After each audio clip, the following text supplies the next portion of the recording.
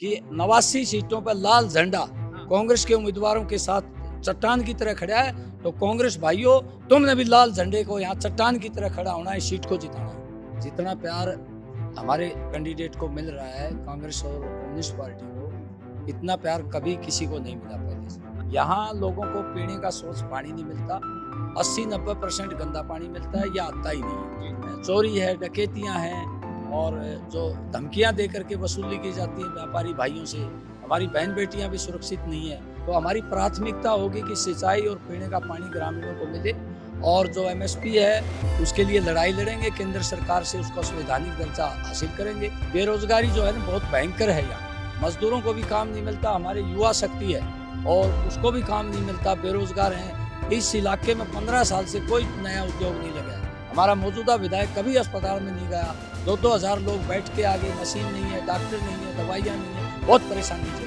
और यहाँ पर भी इन्होंने कोशिश की थी जातिवाद की, लेकिन हम जब सब जातियों के, सब धर्मों के लोगों के साथ अटूट रूप से खड़े रहे तो इनका ये चला नहीं था। ये महत्वपूर्ण पॉइंट है कि इसमें जाति पाति को भूल के जो जनता के मुद्दे हैं, रोजी रोटी के, महंगाई के, कानून व्यवस्था के, नागरिक सुविधाओं के, वो सवाल उभर रहे हैं और जातिवाद पीछे जा रहा है। मैं इसमें भिवानी में हूँ और भिवानी सीट जो है सीपीएम को मिली है कांग्रेस के साथ समझौते में, और यहाँ से प्रत्याशी हैं कॉमरेड ओम प्रकाश, और इसमें संजोग से हमारे साथ मौजूद भी हैं चुनाव कार्यालय पर। तो कॉमरेड, अभी आखिरी चरण में चुनाव चल रहा है, कितना आप जो है बाजी मार लिए हैं? देखो, पहले तो मैं आपके चैनल को और दर्शकों का स्वागत करता हूँ। अभी जनता का जो समूह उमड़ रहा है 36 बिरादरी का, सभी धर्मों का, जितना प्यार हमारे कैंडिडेट को मिल रहा है कांग्रेस और कम्युनिस्ट पार्टी को, इतना प्यार कभी किसी को नहीं मिला पहले से। अच्छा।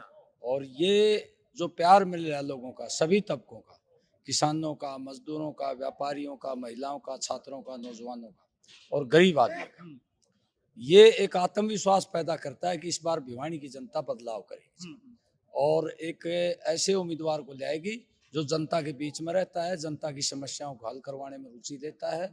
और सब लोग ये आस लगाए बैठे हैं कि भिवानी में इस बार कांग्रेस और कम्युनिस्ट समर्थित उम्मीदवार जीतेगा। अभी अगर आपसे पूछे, क्योंकि मैं बाहर से आया हूं और बाहर के लोग ये जानना भी चाहेंगे, भिवानी का जो इलाका है उसमें, क्योंकि कम्युनिस्ट पार्टियां अपने आधार के तौर पे इलाकों को डेवलप करती हैं, भिवानी किस इलाके में ठोस आधार रहा है सीपीएम का? देखिए, हम लगातार, मैंने मजदूरों में भी काम किया है। मैं 5 साल तक सीटू का जिला प्रधान रहा हूँ मजदूर संगठन का, और फिर किसानों में काम किया है, और आम जनता में, व्यापारियों में भी काम किया है, और आम आदमी की जिसकी भी जुल्म और जाति हुआ है जिसके ऊपर, उनके साथ हम खड़े रहे हैं। उससे हमारे संगठनों का और हमारी पार्टी का एक जन आधार बने है, और उसको लेकर के कांग्रेस ने जो हमारी मदद की है, जो सीट दी है, दोनों का जन आधार जुड़ गया है और बहुत शक्तिशाली जन आधार उभर के आ रहा है इस इलाके में। अभी जो मुद्दे आप गिना रहे हैं अपने, और जिन समस्याओं का आप हल करेंगे जो हैं इलाके के, वो कौन कौन है और उसको कैसे आप बता रहे हैं? देखिए, यहाँ शहर में तो सबसे पहले नागरिक सुविधाओं का सवाल। यहाँ लोगों को पीने का स्वच्छ पानी नहीं मिलता, 80-90% गंदा पानी मिलता है, या आता ही नहीं है। और सीवरेज की समस्या है, रोजाना ओवरफ्लो रहता है, लोगों के मकान के सामने भर जाता है, बरसात का पानी नहीं निकलता, बिजली के बिल भी ज्यादा है, बिजली आती भी नहीं है पूरी। तो पहले तो इन पर प्रायोरिटी देंगे, प्राथमिकता देंगे। दूसरा, जो शहर में चोरी है, डकैतियां हैं, और जो धमकियां दे करके वसूली की जाती हैं व्यापारी भाइयों से, हमारी बहन बेटियां भी सुरक्षित नहीं है। तो शहर में व्यापारियों को, हमारी बहन बेटियों को, आम जन को हम सुरक्षा प्रदान करेंगे, और यहाँ इस तरह की धींगा मस्ती नहीं चलने देंगे। अगर आपसे पूछें कि जो कुछ देहाती इलाके भी आते होंगे, किसानों का सवाल बहुत बड़ा सवाल बना था, तो यहाँ किसानों के सवाल पर उनके किस तरह के मुद्दे हैं? कोई अलग, क्या सिंचाई उचाई का भी सवाल है कि वो किस रूप में है, और दूसरे मुद्दे किस तरह से जुड़े हैं उनसे? देखिए, यहाँ भिवानी के जो गांव हैं, पहले नहरी पानी अच्छा आता था 10-15 साल पहले, 10 साल पहले। अब ना पीने का पानी आता है, ना नहरी पानी आता है। और जब ग्रामीणों में मैं जाता हूँ तो वो एक ही बात कहते हैं कि भाई, पीने के लिए और सिंचाई के लिए पानी ले आना, और हम आपको कुछ नहीं कहेंगे। तो हमारी प्राथमिकता होगी कि सिंचाई और पीने का पानी ग्रामीणों को मिले, और जो एमएसपी है उसके लिए लड़ाई लड़ेंगे, केंद्र सरकार से उसका संवैधानिक दर्जा हासिल करेंगे और कर्ज मुक्त करेंगे किसान को। मनरेगा का मजदूरों को काम दिलवाएंगे, क्योंकि 2014 में मैंने जब नौकरी छोड़ी थी 1 लाख रुपए की चीफ मैनेजर से, सबसे पहले मनरेगा मजदूरों को संगठित करके 270 गाँव में काम लगाया था। और वो मजदूर आज हमारे साथ खड़े हैं और उनका सबका रजिस्ट्रेशन करवाएंगे, बोर्ड की सुविधा दिलवाएंगे। तो ये तमाम मजदूर किसानों के मुद्दे होंगे। बेरोजगारी जो है ना बहुत भयंकर है यहाँ, मजदूरों को भी काम नहीं मिलता, हमारे युवा शक्ति है और उसको भी काम नहीं मिलता, बेरोजगार हैं। इस इलाके में 15 साल से कोई नया उद्योग नहीं लगा है, जो पहले से हैं वो सब बंद हो गए हैं। तो हमारी कोशिश होगी, हमारी सरकार आएगी कांग्रेस गठबंधन की, तो हमारी कोशिश होगी कि हमारी सरकार की मदद से इस इलाके में कोई बड़ा उद्योग खुले ताकि हमारे बच्चों को रोजगार मिले, क्योंकि बच्चों का भविष्य अंधकार में है, उसकी हमारी प्राथमिकता होगी। और स्वास्थ्य के लिए जो कांग्रेस के शासन में यहाँ स्थापित हुआ था मेडिकल कॉलेज, वो अब कंप्लीट हो गया है। पर्याप्त संख्या में स्टाफ और डॉक्टर, दवाइयाँ और तमाम मशीनें होंगी और उस पर विशेष ध्यान देंगे। हमारा मौजूदा विधायक कभी अस्पताल में नहीं गया, 2-2 हज़ार लोग बैठ के आगे, मशीन नहीं है, डॉक्टर नहीं है, दवाइयाँ नहीं है, बहुत परेशानी झेली है, अब उनको दूर करेंगे। कॉमरेड, यहाँ 10 साल तक बीजेपी की सत्ता रही, उसके मुख्यमंत्री रहे, आखिरी दौर में उनका मुख्यमंत्री का चेहरा बदलना भी पड़ा। कितना जो है आप उसको कितना नुकसानदायक मानते हैं, या इस इलाके में कुछ काम किए, किस रूप में देखा जाए उसको? देखो, काम कोई नहीं किए हैं और मुख्यमंत्री को उन्होंने इसलिए बदलना पड़ा कि वो जो है एक तरह से असंतोष पैदा हो गया लोगों का उनके खिलाफ। अब उन्होंने देखा कि भाई इस मुख्यमंत्री के खिलाफ 9.5 साल तक असंतोष पैदा हो गया, कई दंगे फसाद, झगड़े और कई जगह जो है कई लोग हमारे मारे गए, हमारा भाईचारा बिगड़ गया और किसान मजदूरों को भी जो आंदोलन किए उन्होंने अपशब्द बोले किसानों के बारे में और उनको जाने नहीं दिया दिल्ली। हमारी एक मंत्री था संदीप सिंह, हमारी बेटी के साथ छेड़छाड़ की, उसको 3 बार विधानसभा में कहा कि नहीं हटाऊंगा, नहीं हटाऊंगा। इससे लोगों में बड़ा भारी असंतोष पैदा हुआ है और अब ये बदला है तो कोई ज़्यादा चेंजेस नहीं आएगी, असंतोष बरकरार है और लोग इसको तो ये मानते हैं भाई ये तो खट्टर साहब का ही चेला रहा है, कोई फर्क नहीं पड़ता। उद्घाटन करते हैं और व्यवहार में उसको लागू नहीं करते।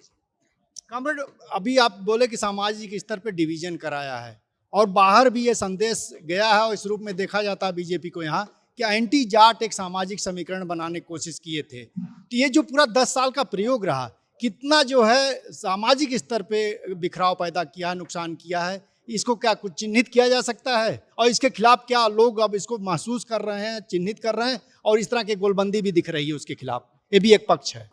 देखिए, विभाजन करने में इन्होंने कोई कसर नहीं रखी और बिल्कुल विभाजन कर दिया। लेकिन अब जो किसान मूवमेंट हुआ इस इलाके में, उससे एक एकता मणि है, मजदूर भी उसके साथ लगे हैं, किसान भी सभी बिरादरियों के साथ लगे हैं और जो 3 काले कानून वापस करवाए, कॉन्फिडेंस पैदा हुआ है लोगों में कि सब इकट्ठे होकर अपनी समस्या का हल निकाल सकते हैं।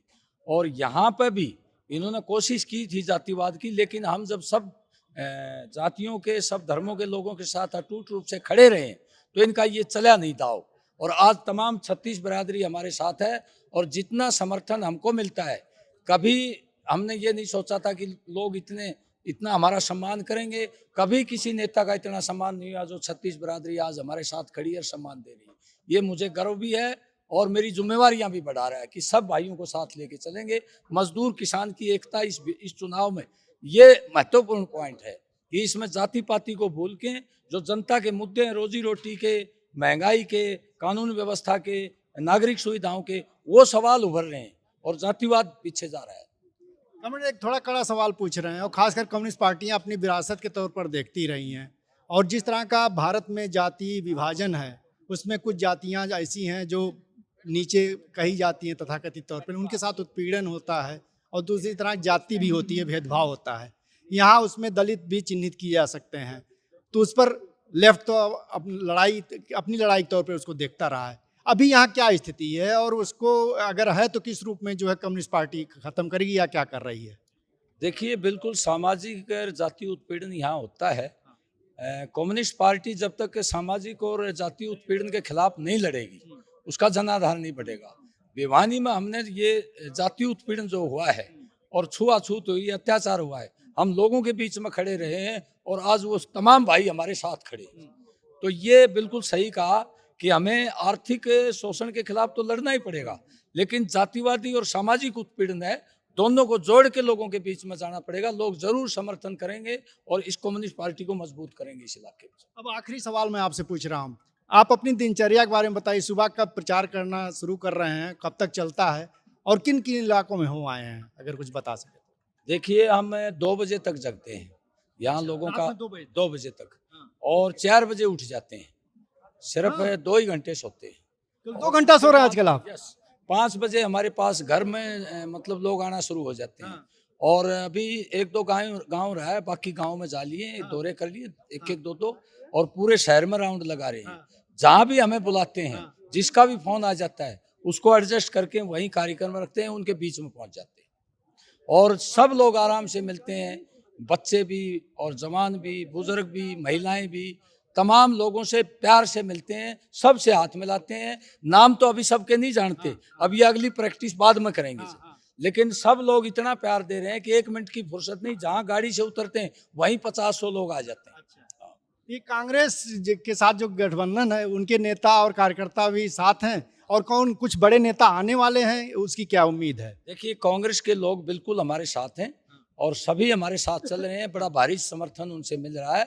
और हमारे बहुत बड़े नेता श्री प्रमोद तिवारी जी, जो केंद्रीय राज्यसभा के मेंबर हैं, 10 बार सांसद बन चुके हैं, वो कल आए थे और उन्होंने अपील की थी। और उन्होंने एक बात स्पष्ट की कि 89 सीटों पर लाल झंडा कांग्रेस के उम्मीदवारों के साथ चट्टान की तरह खड़ा है। तो कांग्रेस भाइयों, तुमने भी लाल झंडे को यहाँ चट्टान की तरह खड़ा होना है, इस सीट को जिताना है। वो अपील करके गए थे, 2-3 सभाएं भी की थी। और उन्होंने तो बहुत कुछ संकेत दे दिया कि ये विधायक जो है कुछ लेके आएगा, हम बता देना चाहते हैं। बाकी तो पार्टी पर निर्भर करता है, हमारी पार्टी की नीतियों का तो पता है आपको। तो जनचौक से बात करने के लिए बहुत बहुत शुक्रिया। तो आप देख रहे थे कॉमरेड ओम प्रकाश, 2 घंटा सो रहे हैं। आप समझ सकते हैं, एज भी हो गई एक लेवल की, और ये मतलब कहिए तो लोगों की ऊर्जा है, जो सपोर्ट है, वही लगता है इनको जो है जगा रहा है। नहीं तो नींद तो बहुत आना स्वाभाविक बात होती है। बहरहाल तमाम मुद्दे सवाल इन्होंने गिनाए, और वो जो जनता के हैं, और एक कॉमरेड के तौर पे जो उठाते भी रहे हैं, चुनाव जीते ना जीते हमेशा लड़ते रहे हैं उस पर, फिर उसी को आगे बढ़ाएंगे। और इनका कहना है कि कांग्रेस का भी पूरा समर्थन नेताओं से लेकर कार्यकर्ताओं के स्तर पर मिल रहा है। बहरहाल नतीजों का हम लोग को इंतजार करना होगा, वो जो 8 को पता चलेंगे। देखते हैं भिवानी क्या नतीजे देता है। भिवानी से जनचौक के लिए मैं